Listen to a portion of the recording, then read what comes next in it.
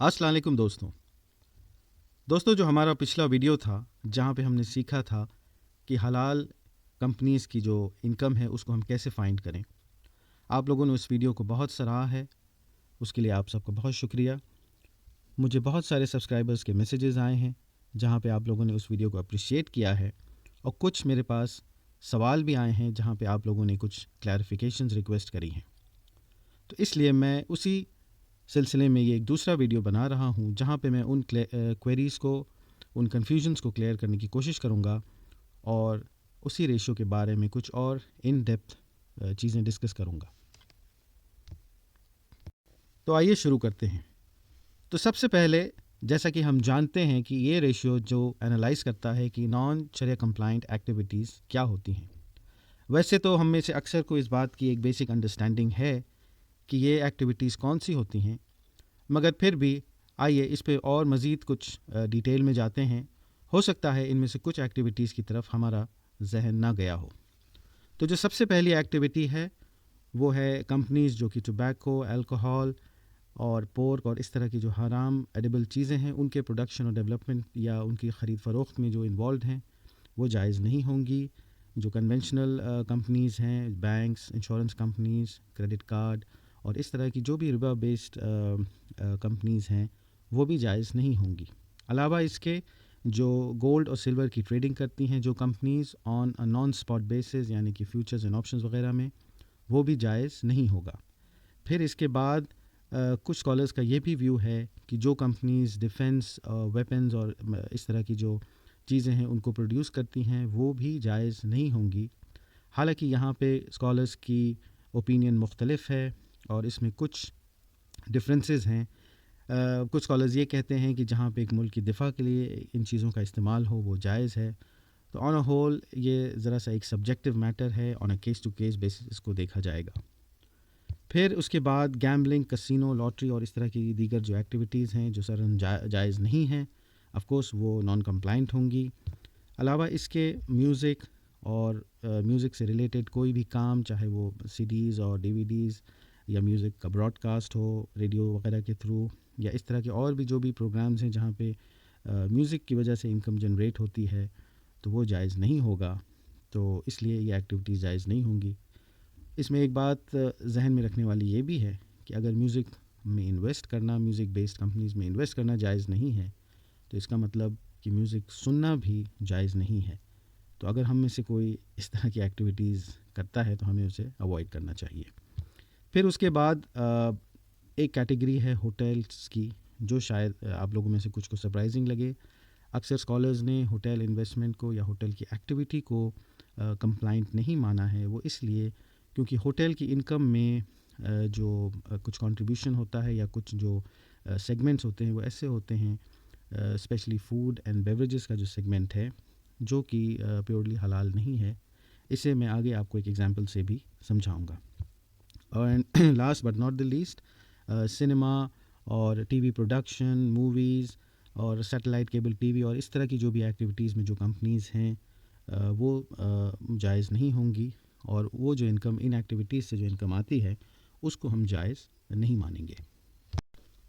तो अब जब हम एक्टिविटीज़ को लेकर के हमारे पास एक बेसिक फ्रेमवर्क है, एक स्ट्रक्चर है, तो हम ये समझते हैं कि क्या जो किसी कंपनी की कोर एक्टिविटी से जो इनकम आती है उसमें भी कोई परसेंटेज हो सकता है नॉन शरिया कंप्लाइंट इनकम का, इवन दो वो कंपनी की जो कोर एक्टिविटी है वो शरन जायज़ है।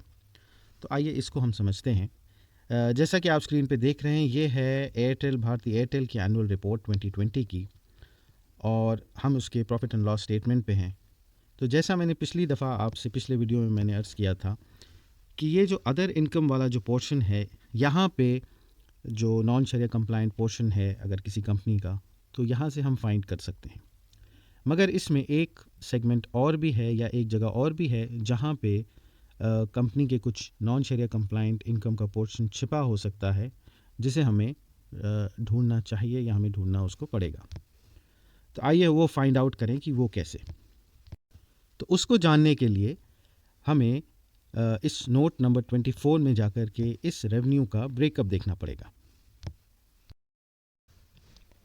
तो जब हम रेवेन्यू के ब्रेकअप में आते हैं और नोट्स में आते हैं, तो यहाँ पे हम पाते हैं कि जो डिफरेंट सेगमेंट्स हैं, बिजनेस सेगमेंट्स हैं इस रेवेन्यू के, एयरटेल के बिजनेसेस के, वो यहाँ पे डिफाइंड हैं, जिसमें कि मेजरली मोबाइल सर्विसेज है इंडिया में, अफ्रीका में और डिफरेंट जोग्राफीज़ में एयरटेल का बिज़नेस है, टावर इंफ्रास्ट्रक्चर है, होम सर्विसेज है और डिजिटल टीवी सर्विसेज है।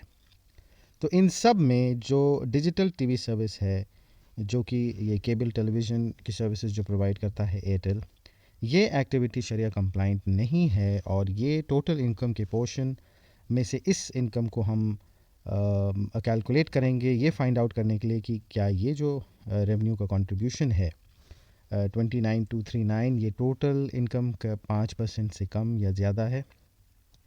तो अगर ये 5% से ज़्यादा है ये इनकम, प्लस जो अदर इनकम में जो नॉन शरिया कंप्लाइंट पोर्शन है, ये दोनों मिला कर के अगर 5% ज़्यादा है, 5% से ज़्यादा है, तो जाहिर है ये कंपनी फिर कंप्लाइंट नहीं कहलाएगी। अगर ये दोनों रेवेन्यू सोर्सेज मिला कर के जो कि नॉन शरिया कंप्लाइंट हैं विद इन 5% है, तो ये कंप्लाइंट होगी और यही हमारा प्योरिफिकेशन रेशियो बन जाएगा।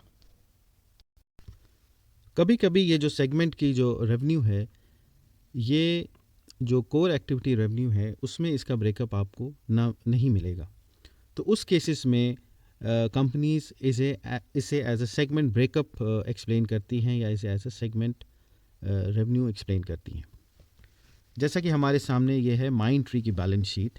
तो इसमें जब हम रेवेन्यू के नोट्स में जाते हैं तो वहाँ हमें बिज़नेस का सेगमेंट ब्रेकअप नहीं मिलता है, तो हमें अलग से बैलेंस शीट या एनुअल रिपोर्ट में सेगमेंट को फाइंड करना पड़ेगा। और जब हम इसको फाइंड करते हैं तो यहाँ पे हम पाते हैं कि यहाँ पे सेगमेंट वाइज कंपनी ने अपना रेवेन्यू का डिस्ट्रीब्यूशन दिखाया है और इसमें से ये जो BFSI वाला जो पोर्शन है, ये है जो कि नॉन शरिया कंप्लाइंट इनकम का पोर्शन है, which is approximately 20% of the total revenues of the company. तो इस तरह से हम ये फाइंड आउट करते हैं कि जो सेगमेंट का जो कंट्रीब्यूटर है टोटल कोर रेवेन्यू में कंपनी के, उसमें से कौन कौन सी ऐसी इनकम है जिसे हम शरिया कंप्लाइंट नहीं मान सकते। आइए एक और एग्जांपल लेते हैं और ये समझते हैं कि होटल की इनकम को क्यों शरिया कंप्लाइंट नहीं माना गया है। तो ये है बैलेंस शीट ताज होटल की, IHCL की, और इसमें जब हम रेवेन्यूज़ के नोट्स में जाते हैं तो हम ये पाते हैं कि यहाँ पे जो रेवेन्यू का ब्रेकअप दिया है उसमें जो मेन हेडिंग्स हैं उसमें room revenue, food and beverages, banquets, shop rental, membership fee, management operating fee. तो ये जो इनकम है ये इसकी कोर एक्टिविटी से जो इनकम आती है। मगर इसके जब हम मज़ीद डिटेल्स में जाते हैं, जो कि ये डिसएग्रीगेट रेवेन्यू जिसको कहा गया है, तो यहाँ पे हमको दिखता है कि कंपनी की जोग्राफ़ी के बेस पे क्या ब्रेकअप है और प्रोडक्ट और सर्विसेज के बेसिस पे क्या ब्रेकअप है। तो जब हम प्रोडक्ट और सर्विसेज में जाते हैं तो हम ये पाते हैं कि जो वर्टिकल्स यहाँ पे हैं उसमें रूम रेवेन्यू और food and beverages and banquets. तो ये एक एरिया ऐसा है कि जो हमें कंसर्न करता है और जिस पे हमें एतराज़ हो सकता है, क्योंकि जैसा मैंने पहले भी जिक्र किया कि फूड एंड बेवरेजेस में इसमें कुछ हराम फूड आइटम्स भी होते हैं, plus beverages is nothing but alcoholic beverages, ज़्यादातर मेजॉरिटी परसेंटेज इनकम की वही होती है और ये एक ख़ासा पोर्शन है इस होटल की इनकम का। आई थिंक ऑलमोस्ट तकरीबन ये 20% के आसपास बनता है इस टोटल इनकम का। तो इस वजह से चूँकि एक मेजर रेवेन्यू कंट्रीब्यूटर है and it is much more than 5%, तो इस वजह से जनरली स्कॉलर्स होटल की इनकम को जायज़ नहीं मानते। इवन अलावा इसके एक और रीज़न ये भी है कि जनरली होटल्स का जो बैंकेट हॉल्स होते हैं या इस तरह के और जो इनकी फैसिलिटीज़ होती हैं वो नॉन शरिया कंप्लाइंट एक्टिविटीज़ के लिए अक्सर यूज़ की जाती हैं, तो वो भी एक फैक्टर है कंट्रीब्यूटिंग इसमें। तो इन वजूहात के बिना पे होटल की इनकम को भी जायज़ नहीं माना जाता और उसके बेसिस पे हम उसको कंप्लाइंट नहीं कंसिडर करेंगे। तो मैं उम्मीद करता हूँ कि आपको इन मज़ीद डिटेल से कुछ फ़र्दर क्लैरिफिकेशन आई होगी इस रेशियो के मुतालिक।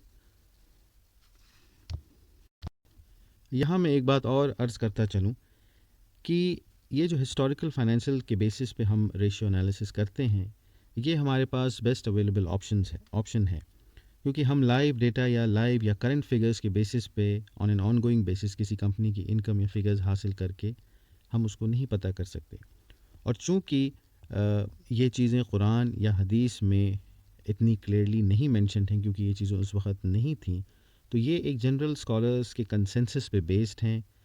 तो इन्हें एट बेस्ट हम एज़ अ गाइडलाइन ले सकते हैं, और इसमें ज़ाहिर-सी बात है कि हम अपना अपना भी एक अंडरस्टैंडिंग, और जहाँ पे हमारा दिल उस चीज़ को एक्सेप्ट करे, लॉजिक को, रीज़निंग को, हमें उस चीज़ पे जा कर के रुकना चाहिए और उस चीज़ को एक्सेप्ट करना चाहिए। तो मैं उम्मीद करता हूँ कि इस वीडियो ने आपको और कुछ इन्फॉर्मेशन दी होगी। तो इस वीडियो के लिए इतना ही। आपसे इजाज़त। अगले वीडियो तक के लिए इस वीडियो को लाइक, शेयर और सब्सक्राइब ज़रूर करें। अगले वीडियो में आपसे फिर किसी और टॉपिक के साथ मिलूँगा। तब तक के लिए सलाम अलैकुम।